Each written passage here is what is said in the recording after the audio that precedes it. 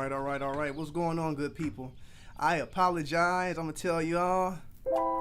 Sometimes, you got the ops out there, you got the enemy out there that be trying to stop you from being great. But you know what? I believe in perseverance and overcoming adversity and growing through it all. So I am here today. My name is Rob Pasker, broker owner, Pasker Real Estate, president of the Greater Toledo Realtors Association, coming at you with FYI Fridays on Rob PTV. So I like to come, at least twice a week. I come with Real Talk on Mondays, Real Talk with Rob P and my special guests, and we bring it to you real, talking about the culture, talking about entertainment, talking about relationships, talking about life. And on Fridays, I like to bring you that information that's going to give you the power. Power being defined as the ability to change your environment and your situation. I'm going to give you the information that gives you the power to change your life, to change your family, to change your community. Today, we're going to be talking about business building. A lot of people right now, shout out to everybody that's in the building. I appreciate all of you. Katrina, what up? My guy, Clinton, what's up, brother? Out in San Diego, getting it in. If you're in the building, do me a favor, like, share, comment, let me know you in the building. I love the likes, I love the hearts, all of that, and that also helps me, reach more people. But with that being said, a lot's been going on with COVID. A lot of people have been laid off, and a lot of people realize that they need to, create personal economies outside of just a job, which you want to have multiple streams of income, most definitely. So we're going to bring in someone that I have a lot of respect for. I've watched some of his progress here in Toledo. We've worked together, and just to see his growth and his evolution with his business and the organization that he's created, it's very admirable. So we're going to bring on Jason White here in a little bit. But before that, I do want to address what's going on out there in the world, in the current state of unrest across the globe, and we all know, and people don't know. Honestly, it's a lot of people that are ignorant out there, that are ignorant to the plight of black people, being at the bottom of the totem pole, having the worst statistics, in America. And yes, there needs to be a change. There has to be a change. And at this point, we have to aggressively attack it. We have to be assertive. Shout out to CC. Shout out to my brother Jaron. But we have to attack it, and by attack it, I mean we have to confront ignorance. We have to confront ignorance. No longer can we just sit around and just blow it off when people are making dumb jokes or people are making comments that are ignorant and don't make sense. And I've said it before. We have to draw a line in the sand. Either you're anti-racism or you're a bigot, and bigot meaning being intolerant to one's opinion. Not even wanting to hear the facts. We are emergent as human beings. We are emergent. We are forever growing. We are always moving forward. We are progressive. To be static is to die. So to hang on to the status quo that does not work for people, that actually makes life harder for a lot of people. People that built this country. People that keep this country running. People that work the hardest jobs. There needs to be a change. So I just want to go over briefly some of the changes that we can make, because we have to use the systems that are in place. Yes, we want to reform the system. We want to change the system. But, America is a country of laws. And if we were to organize and be assertive with our agenda and our plan, then we can have some progress. So progress, it has to be pushed. But I feel like with the energy and the attention that's on the Black rights movement, human rights movement, I feel like now is a perfect window and opportunity to push some of these reforms forward that we need. So we all know what's going on, unfortunately, with police brutality. Police brutality is just the tip of the iceberg, because America's had their knee on black people's necks since day one. And we've been here before most Caucasians, before anybody. We've been here. Okay. So we're not going anywhere. We're Americans, and so we need America to work for us. And we shouldn't be getting killed by public servants. All right.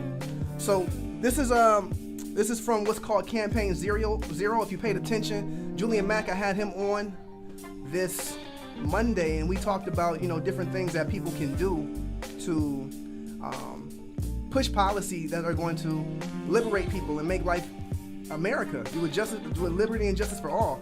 And yes, we need to address the over-policing of our communities, period. So Campaign Zero, they have 10 different initiatives that, if enacted, would stop over policing. Stop with the very well limit police brutality. Some things will take time, especially with there being police unions, but some things can be done right now.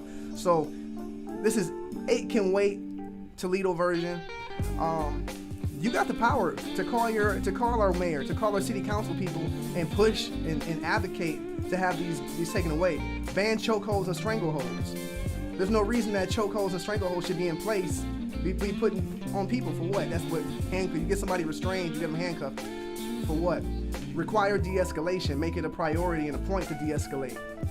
Exhaust all alternatives before shooting, which should be common sense, but it's not so common.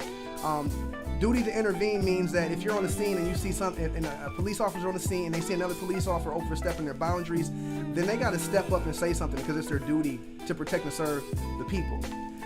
Ban shooting at vehicles, which is common sense. Why are we shooting at new moving vehicles? This isn't a movie. And require that all force be reported. All force, all physical force. And these are policies that we can enact right now. Right now, we can lobby and we can act. So, that's what we have in regards to police brutality. But we all know that racism is bigger than just police brutality. Racism is hot, y'all. Racism is big, and it's a system, and it's centuries deep, and it affects us in all aspects of life, from health to education to finance to entertainment to whatever you can think of. Dr. Frances Cress Welsing really laid it out, how racism works in all the systems, and she laid out 8 different ones. Go check out Dr. Frances Cress Welsing. Rest in peace. We miss her right now. We need her right now. Shout out to Dion. Shout out to Shakanda. What up? Before I bring on Jason, I am a realtist, member of the National Association of Real Estate Brokers, president of the Greater Toledo Realtors Association, and we are organizing to affect economic inequity in America amongst our people here in Toledo. I'm gonna show y'all some statistics regarding black wealth and what we can do as a people to push that forward, because that's a big thing. If he who owns the land makes the laws, but at the same time, you gotta have some bread. You gotta have money, finances to own some land. And America has systemically boxed black people out from owning land, from redlining to lending discrimination, all types, subprime loans, lending. It's going down. It's been going down. So let's talk about it. All right. So this talks about the family wealth, right? So we're talking about wealth. This is a homeowner's net worth versus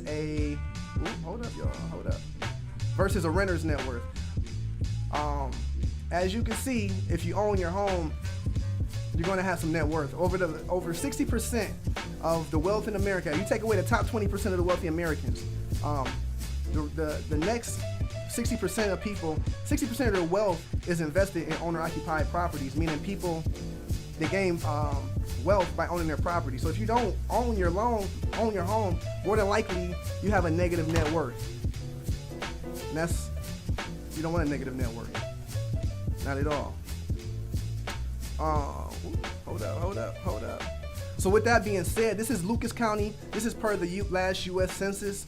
And we're talking about homeownership rates based off of demographic by the race. And as you can see, per the last U.S. Census, 74% of white households own their properties in Lucas County.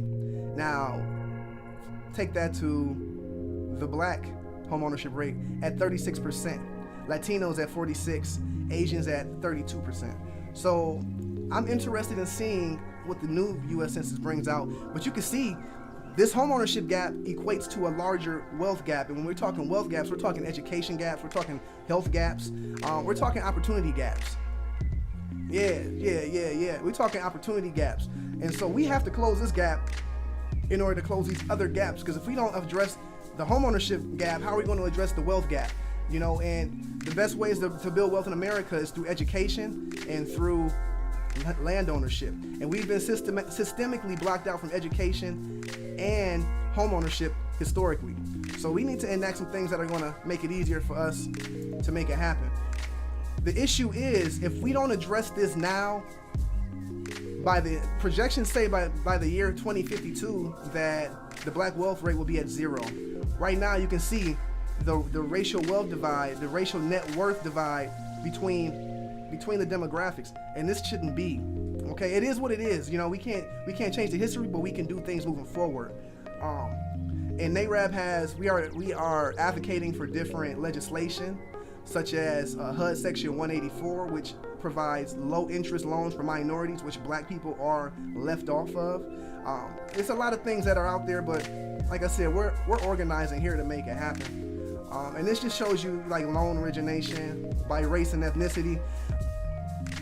Black people apply for less mortgages and we get denied more than anybody else. So, you know, we got a lot of work to do, y'all. We got a lot of work to do, but just like I said, first and foremost, we got to get politically active. All those 2020 graduates, make sure to register to vote, and put the press game on these politicians. The fact of the matter is, a good representative is going to want to know what the people want, and then they'll go and enact what the people want. So I know that Mayor Wade, you know, I was at a leader meeting, last Thursday, talking about what's going on in the city, and he says, you know, I need solutions. There are solutions. We have to bring it to them, because if we don't voice our opinions, they won't know. And then who can we be mad at but ourselves, right? So with that being said, we're going to play a short video, and we're going to bring in Jason here. All right, so stay tuned. I appreciate y'all. We're going to keep it going. Keep it rolling.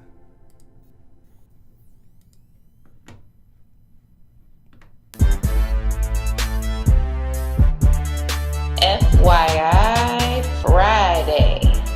Tell me what you need. Real estate, condo, real estate, land, real estate, commercial, real estate, real estate, got it, real estate, me, real estate, got it. You already know I got it. Oscar Real Estate, we rockin'. Young millennials, we poppin'. Tell them other folks to stop it. Tell me what you need. Real estate, condo, real estate, land, real estate, commercial, real estate, real estate, got it, real estate, me, real estate. You already know I got it. Oscar Real Estate, we rockin'. Young millennials, we poppin'. Tell them other folks to stop it. Tell me what you need. The man, the myth, the legend, Roddy P.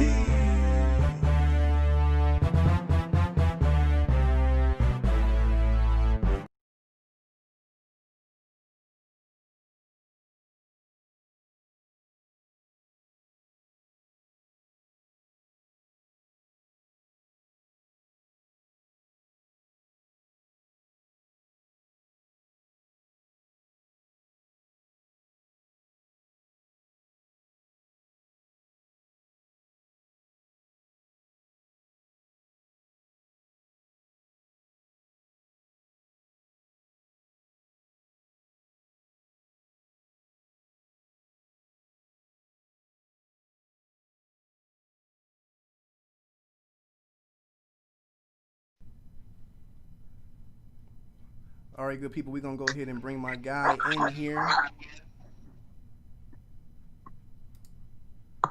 Hold on. Let's get it popping. Let's get him in here. There he is, my guy, Jason White. We're in the building. Shout out to Jason White. For those that don't know, Jason White is the CEO of Witness Riches. They offer different services that aid in building black wealth, and he's also building his brand out into other branches, you know, and that's just amazing. So I just wanted to bring Jason on here, man, because I look up to Jason, man. Jason motivates me, and you know, he's a master at building. First, he's a master at the marketing and the branding, which is huge, and he's also a master at organizational development. So I wanted to bring him on here for FYI Friday, because there's a lot of people out there, Jason, as you might know, that you've seen, that are looking to become entrepreneurs and build their brands, especially after being hit by the COVID epidemic. So tell the people, you know, how long you've been in business. You want to give them the spiel? So first of all, what's up, everybody? Thank you for having me, Rob. I appreciate that. To answer your question, I have been in business since 2013. We actually just celebrated our 7-year anniversary back in May last month. It's a blessing, you know, to be around because the average business, you know, fails within the first or second year. To surpass 7 years is definitely a blessing. That's amazing. 7 years. So at this point, you started off by yourself. And how many people do you have working with you now, like on staff? Yeah, so when I started in 2013, it was a one-man shop. And then within 2 years, I hired an assistant. Right now, we have a team of 10. We're actually trying to hire 1 or 2 people. So if you got a resume, please send it. You heard that? You heard it here, y'all. If you got a resume, send it in because they're hiring people. So I'm an entrepreneur. I've been building business for about 10 years. How long have you been building business in general? Just not just Witness Riches, but in general. In general, I've been the entrepreneurial type pretty much my whole life. I would say my earliest experience where I was actually successful is when I used to cut hair. Out of high school, I used to make money on the college campus cutting hair, and it was a way for me to continue to buy my books, Yep. Buy drinks at the club. Right. But I kept money in my pocket, and since then I've always found a way to create some kind of revenue stream for myself and my family. So I would say I've been creating a revenue stream, doing business for over 10 years now. Gotcha. And with that being said, at what point do you feel like you could live off of your, like at a certain point it's a hustle. There's a hustle. Right. When I say hustle is transactional. And Right. a person that's hustling, I've been there before. I'm doing the logistics. I'm doing the packaging, I'm doing the distribution, I'm doing the marketing, I'm doing the branding, I'm doing the sales, everything. To me, that's a hustle, which you can. I made a lot of money doing it. I'm still hustling in some degrees. But at what point did you realize that you needed to do something different? And I like to call it enterprise, build an organization I would around. say my second year in business, 2015. Was when everything began to make sense for me. And I realized that it was very important for me to begin to create systems in my business if I wanted to continue to grow it. And at that point, second year in a real business, I actually had an LLC at that time. That was when I realized, like, Jason, okay, right now you're doing everything. If you want to continue to grow, you have to replicate yourself. Otherwise, I'm going to limit my potential. So at that point, when I reached the point where I couldn't do any more work for anybody else, just my client base that I had at that time, Yep. I realized that it was very important for me to get someone on my team to give them the work that isn't necessarily important for me to do so that I can continue to grow. And not saying that it's not important, it's very important, but not important enough for me to continue to do it. Absolutely. That makes sense. I agree. From what they say the first hire is the most important hire because there are income producing activities. Right. And so there are things that need to be done to maintain the business, to maintain what you already have in place, but you also want to continue to grow your business. So how can I make $300 an hour if I'm doing $14 an hour work? Right. Right. So let me ask you this: in regards to making your first hire, did you make any mistakes? Were there any things that you would do differently? It's crazy because my first hire actually still works for me. So you struck it. You struck gold on the first try. Struck gold. It's crazy because everybody's they try to take it from me. Big shout out to Holmes. But yeah, my first time, I actually was real big on bringing people who actually experienced my service to work for me. And at the point, she was a client of mine, and I made a post one night saying, man, I need some help. If anyone looking for some part-time work, please reach out to me. And she was the first person to comment on my post, and we had an interview, and I already knew that she was a very organized person. And it was just a blessing in disguise because she was actually ready to leave her work at the time. And I was ready, to hire her. So it actually ended up working out. And now she's one of a very critical aspect of my company Yeah. moving forward because she pretty much manages everything. She knows everything in and out. She keeps everything moving forward, Yeah. and I don't have to worry about too much. And that's what it takes, as a CEO, as a president. Yes, you do want to be attuned to minute details, but you need to stay attuned to the bigger picture and go there forward. And I love Letitia. I love Letitia, and she is an asset. She's an asset, man. So you are Definitely. blessed to have her, for sure. So so that's, you struck gold. That's a blessing, because I know a lot of people. It's an issue finding the right people. Then you have to spend money to train them and spend time. And if it doesn't work out, you just wasted all this time and resources. Exactly. And I understand that people, are not going to strike gold on the first try. We've actually got real good at hiring people. The three characteristics that we look for in people is, do they have drive? I want someone to come to work ready to move. Someone who I don't have to call and see where they're at. They beat me to the office, right? Yep.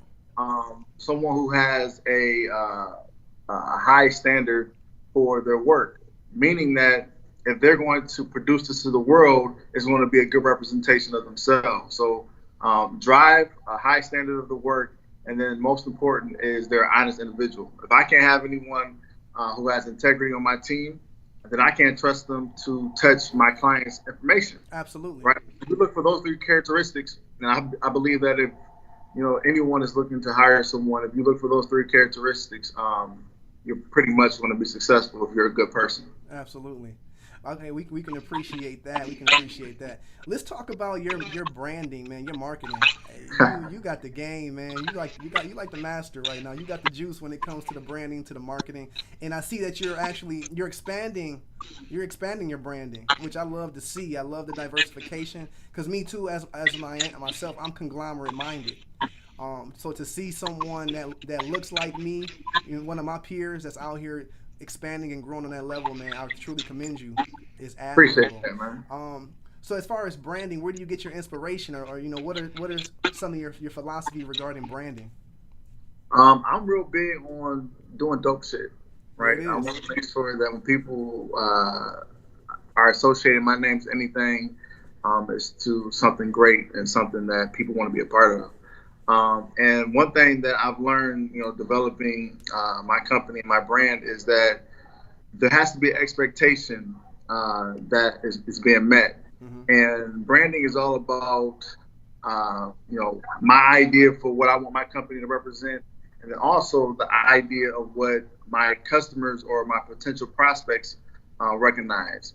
And what's important is to try to get them to recognize my company the way that I want it to be seen. But in order to get to that point, I have to understand how they see my company. Right. And early on, when I first started, Witness Riches, my company, we weren't the best. We were kind of janky, and not janky in the aspect of we were dishonest, but janky in the aspect of we were unorganized. Yeah. We didn't have processes. We didn't have systems. And once we realized that our clients were having issues with, how they were viewing our company, we had to fix that. And once you understand how people view your company and you care, you begin to kind of fix some things about your company and present it in a new way that addresses their concerns. And I think that's one of the things that helped me is when I present my company or my brand to people, I present it in a way where they're going to be like, oh, that's actually pretty professional, or that's kind of dope, right? And then when they deal with us, they also have that same kind of interaction. So it's very consistent. Yeah. Well, yeah. I get it. Well, you want to continue to improve, because this is, if you ask me, business is a big experiment. You put it out there, you figure out what works, you tweak it, you make it more efficient, you make it more effective. So it sounds like you have a hunger for progression and for growth that drives you. And then like the key word I also heard is systems. Putting systems in place and also communicating those expectations and standards to your team to replicate the success. Forward. You got to be willing to listen to your clients. Otherwise, if you're still focusing on how you see everything, they're kind of being ignorant to the truth, because usually our perception is way off from what the true reality is. And at the end of the day, you know, because perception is reality, their perception is what is actually going to grow your business. So you have to listen to people. And I found a lot of times businesses don't have systems in place to actually get feedback from their clients. A system, for example, if someone's watching this and they don't understand, Jason, what is a system? Yeah. How are you receiving constant feedback from your clients in an automatic way, right? Every interaction, not every interaction, but pretty much every month, we follow with our clients to figure out how they feel about what's going on in our program. And based off of that feedback, it lets me know if we're doing everything right or if we need to make changes. Gotcha. So it's important to have that. Otherwise, you won't know what to fix. Feedback is key. It's Exactly. very key. Yeah, I agree. You know, not in business and in life, I feel like it's important to be in constant communication, open communication, because how do you know how to grow or where you can grow if you don't have that reflection? Right. And then, you know, the important thing is understanding why you're in business. Of course, it's, you know, the purpose of a business is to create a profit, but also another purpose of the business is to provide some kind of value, right? Right. And if you're not seeing if you are coming across in a way where you're providing that value, then you're defeating your purpose. Absolutely. Absolutely. For all those budding entrepreneurs out there, man, what do you have to say to them as far as like keys and principles if they want to be successful in business? Say that for me again. For all those people out there that are like budding entrepreneurs, you know, they're opening, they have ideas, they're getting their plans in order, and they're moving forward with starting businesses. What type of principles or what type of words of wisdom do you have for them? Well, I think the biggest thing is to figure out if the product or service that you have is in demand, for one. Yeah. You don't want to, start offering, products or services that people don't want, because you won't sell. Yeah. And then also, a lot of times, well, majority of businesses fail because they run out of money, right? Yeah. And a lot of times people, I believe, are going about starting a business or trying to grow the business the wrong way. They're trying to get capital. They're trying to get some loans or, someone to invest in their business. But I think what's more important than that is proving that you can actually sell. And a lot of times what people do is they focus on growing their company through organic traffic. And this is by making a post on Facebook or Instagram, Twitter, whatever platform you're using, and using the organic algorithms to get your information out to your potential client. Yeah. And what you have to understand is, first and foremost, you're not going to become successful by selling to your friends and family, right? Right. You're going to become successful by selling to strangers. Strangers are going to be the ones who support you. But what you have to do is you have to find your audience. You have to invest in your business by promoting your business through marketing channels, okay? Yep. Facebook provides social media advertising. Instagram provides social media advertising. Outside of social media, you want to look into other marketing channels. I'm not going to say TV or billboards or anything like that, because that's kind of outdated. I actually believe in social media advertising. Absolutely. But what I'm saying is you have to stop depending on organic traffic to be successful, okay? Because basically you're putting the success of your business in the hands of Facebook. Yeah. Right? Yep. And what you have to do is you have to take control by investing in a marketing channel, by getting in front of your target audience constantly. That's going to be your secret sauce to getting in front of people, because if you depend on free traffic, then you're basically, putting your business at risk. So the biggest thing is, one, proving that you can sell, okay? Yep.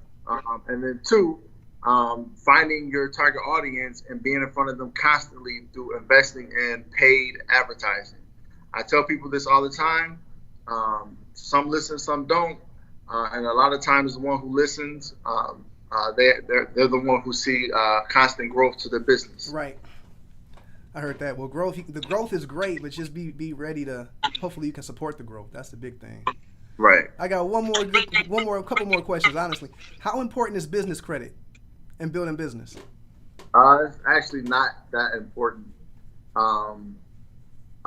It helps, but like I said, what's more important than taking out a loan is actually proving that you can sell. Yeah. There's a lot of times people take out loans to grow their business, and they can't sell a product, right? Yeah. So now Oh, yeah. they're applying for, whatever loan that they taken out, and they can't pay it back. And unfortunately, a lot of people are going about it backwards, in my opinion. They try to take out the loan before they can prove to sell. Find a way to sell the product, and then as you grow, they're gonna want to give you money because they know you're gonna pay them back because you prove through your balance sheet that you actually are making money. Yep. Right? A lot of times, bro, they are giving out money. They're giving. As long as you can prove that you're making some money, they will give you the money. Right. Business credit, is helpful, but I recommend that you don't even look at that until you can prove you can actually sell a product. Make some money. But yeah, that's something that you can develop. I really don't push it too much. I got you. Because as long as you can prove you can sell, they're gonna look at your bank statements. They're gonna look at your revenue stream. They're gonna look at your cash flow. Yep. As long as you can prove that, they're gonna give you some money. I heard that. Man, I've seen you grow. I saw your anniversary post. You said you paid over $200,000 in payroll. That's amazing. That's amazing. Kudos to you. I see you're expanding with the Dough Chaser brand. A little razzle dazzle. A little razzle dazzle, man. I love it, man. That's the culture, bro. And that's what it's about, the culture. Where can we get the Dough Chaser gear? And where can people learn more about what you do and your business? The Dough Chaser gear is actually available at doughchaser.com. If you want to learn more about me or my company, you can follow us on Instagram at Witness Riches, on Facebook at Witness Riches. You can find me, Jason White. I also have a YouTube channel. Search Jason White in the YouTube channel. You're going to see a very handsome individual that looks just like me. It's going to pop up. Just subscribe. You're going to get a lot of information. But what's important for you to understand is that in order for your business to grow, you have to sell and you have to have an audience. Another point that, before I'll let you close this, another point that I want to make is you have to have control over your audience.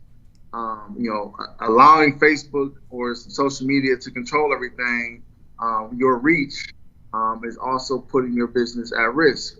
And what I mean by that is you want to be able to take your customers, your prospects, your audience from the social media platform to a platform that you actually own.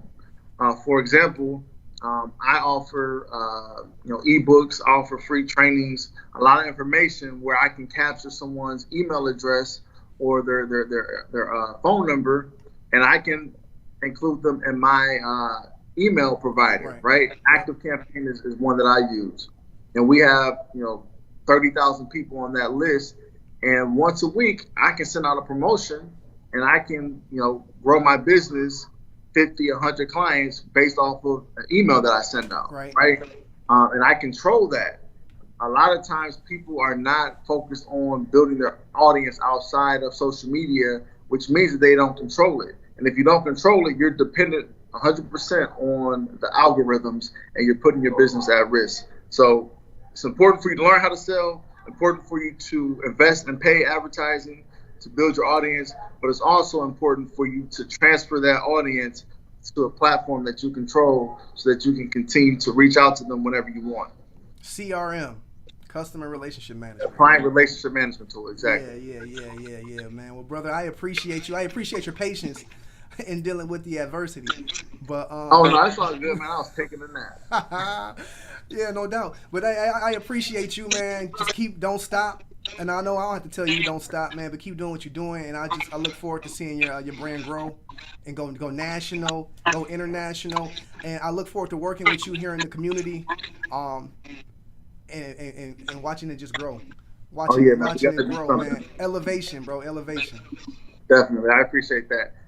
If you are someone who is improving your finances and gaining a financial advantage, you are a dough chaser. So make sure you get some of our Dough Chaser gear. Come shop with us. Go to doughchaser.com. We got a lot of drippy material that will look good on you. We have unisex products, snapbacks, bumper stickers, T-shirts, all kind of stuff. All so of that. Come shop with us and get your swag on. How about that? Get your swag on for the summer. No Yes, doubt. sir. All right, Jason, I'm gonna check in with you once I end the broadcast here, man. I appreciate you, brother. All right, you're welcome, man. Thank you. Hey, thank you. Peace. Peace. All right. Shout out to Jason White, man. We appreciate him letting us pick his brain. All right, bro. Yeah, appreciate him letting us pick his brain, man, because he's a genius at what he does. And you know, I'm a firm believer that a candle does not lose light by lighting another candle. So, you know, that's what this is all about, you know, finding the people in our community that are progressive, that are successful, and, you know, picking their brains, and also, you know, learning how to build business so we can all be better. So we can build our community up for ourselves, for our families, for our children, and move it forward. So you already know who it is and what it be. This is Rob P., Pascal Real Estate, Greater Toledo Realtors Association, coming at you with FYI Friday, you know, closing words. Just be great, you know, stay down, stay diligent, you know, identify your purpose and go at it full force. And at the end of the day, if it's not about, you know, if it ain't about loving you, if it's not about increasing your capacity, then it's a distraction, you know. And also put that love out there too. Put the love back out there. So until next time, Monday I'll be back with Real Talk with Rob P. Monday night at 9, and next Friday I'll be back with another FYI Friday. I appreciate y'all. Y'all stay up. Y'all stay diligent. Y'all stay progressive. Peace.